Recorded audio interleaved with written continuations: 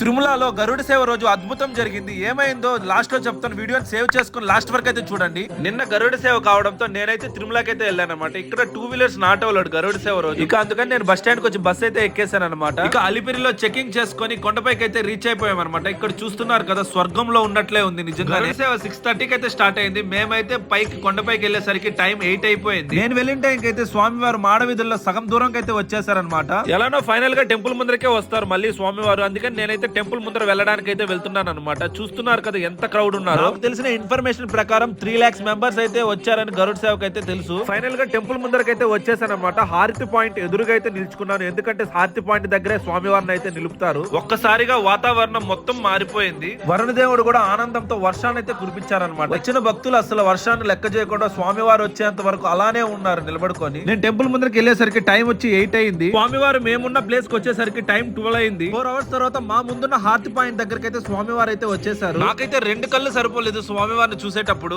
అద్భుతం అని చెప్పాను కదా, స్వామివారి కింద ఊరేగిస్తుంటే పైన గరుడ పక్షి అయితే వెళ్తూ ఉందన్నమాట. అందరికీ ఉండదు ఈ అద్భుతాన్ని చూడడానికి. మీరైతే ఈ వీడియోని చూస్తుంటే తప్పకుండా వీడియోని లైక్ చేయండి. మీ ఫ్రెండ్స్ అండ్ మీ ఫ్యామిలీకి వీడియోని షేర్ చేయండి. ప్రతి ఒక్కరు గోవిందా అని కమెంట్ చేయండి. మరిన్ని తిరుమల తిరుపతి అప్డేట్స్ కోసం అయితే నా ఛానల్ ని సబ్స్క్రైబ్ చేసుకొని పక్కన ఉన్న బెల్ ఐకాన్ యాక్టివేట్ చేసుకోండి. నెక్స్ట్ వీడియోలో మళ్ళీ కలుద్దాం. అంతవరకు సైనింగ్ ఆఫ్.